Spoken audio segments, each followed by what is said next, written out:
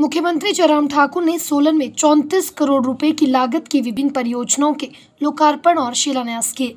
इस दौरान मुख्यमंत्री ने कहा कि वर्तमान प्रदेश सरकार ने लोकतंत्र की सबसे निचली व महत्वपूर्ण इकाई के संस्थानों में लोगों की सक्रिय भागीदारी सुनिश्चित करने के लिए राज्य में 412 नई ग्राम पंचायतें, 7 नगर पंचायतें और 3 नगर निगमों का गठन किया है। उन्होंने कहा कि सोलन, पालमपुर और मंडी में 3 नए नगर निगमों का गठन इसलिए महत्वपूर्ण था ताकि इन सभी शहरों का योजनाबद्ध और व्यवस्थित तरीके से विकास किया जा सके।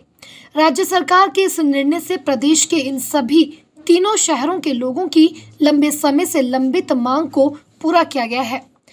जयराम ठाकुर ने कहा कि कोविड-19 महामारी ने विश्व और भारत की अर्थव्यवस्था के साथ साथ प्रदेश की अर्थव्यवस्था पर भी प्रतिकूल प्रभाव डाला है। उन्होंने कहा कि प्रदेश के लोगों के सक्रिय समर्थन और सहयोग से सरकार इस स्थिति से सफलतापूर्वक बाहर आई है। मुख्यमंत्री ने सोलन के लोगों से नगर निगम चुनावों में भाजपा के उम्मीदवारों की जीत सुनिश्चित करने का आग्रह किया ताकि विकास निर्बाध रूप से चलता रहे। उन्होंने कहा कि प्रदेश के लोगों ने लोकसभा चुनावों में भाजपा को भारी समर्थन दिया है, जिसमें भाजपा ने सभी 4 सीटों पर रिकॉर्ड अंतर से जीत दर्ज की थी। उन्होंने कहा कि इस दिशा में एक कदम और आगे बढ़ते हुए भाजपा को राज्य के सभी 68 विधानसभा क्षेत्रों में बढ़त हासिल हुई है, जो पूर्व में कभी नहीं हुआ था।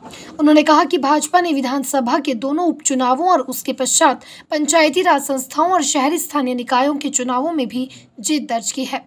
मुख्यमंत्री ने कहा कि राज्य के लोग जनमंच, मुख्यमंत्री हेल्पलाइन 1100, सहारा योजना, गृहिणी सुविधा योजना, हिमकेयर जैसी अनेक योजनाओं से अत्यधिक लाभान्वित हुए हैं। मुख्यमंत्री ने कहा कि गत दिवस प्रस्तुत राज्य के वार्षिक बजट में समाज के सभी वर्गों के कल्याण के लिए प्रावधान किए गए हैं। उन्होंने कहा कि 65 से 69 वर्ष की आयु की वृद्ध महिलाओं को बिना किसी आयु सीमा के प्रति माह 1000 रुपए सामाजिक सुरक्षा पेंशन प्रदान की जाएगी।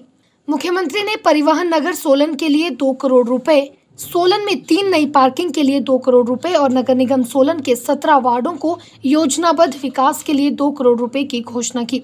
उन्होंने कहा कि नागरिक अस्पताल सोलन में सीटी स्कैन और डिजिटल एक्सरे संयंत्र स्थापित किया जाएगा। सोलन और कंडाघाट अस्पतालों में डॉक्टरों के पर्याप्त पद भरे जाएंगे। उन्होंने कहा कि कंडाघाट स्टेडियम और इंडोर स्टेडियम सोलन का कार्य शीघ्र ही आरंभ कर दिया जाएगा। उन्होंने कहा कि सोलन विधानसभा क्षेत्र के लोगों की सभी मांगों पर सहानुभूति पूर्वक विचार किया जाएगा। इससे पूर्व मुख्यमंत्री ने सोलन विधानसभा क्षेत्र में लगभग 34 करोड़ रुपए की विभिन्न विकासात्मक परियोजनाओं के लोकार्पण और शिलान्यास किए। मुख्यमंत्री ने कंडाघाट तहसील की ग्राम पंचायत सतड़ोल में 1 करोड़ 41 लाख रुपए की उठाऊ पेयजल योजना, बदरौन के संवर्धन कार्य और क्षेत्रीय अस्पताल सोलन में 93 लाख रुपए के कोविड आईसीयू केंद्र का लोकार्पण किया।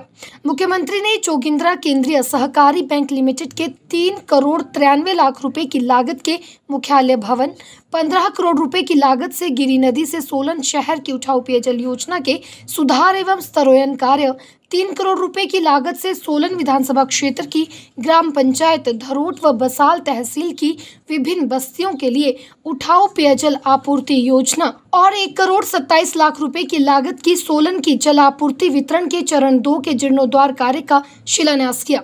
इसके पश्चात मुख्यमंत्री ने स्वास्थ्य में सहभागिता योजना के अंतर्गत साई संजीवनी सुपर स्पेशलिटी अस्पताल सोलन का लोकार्पण किया।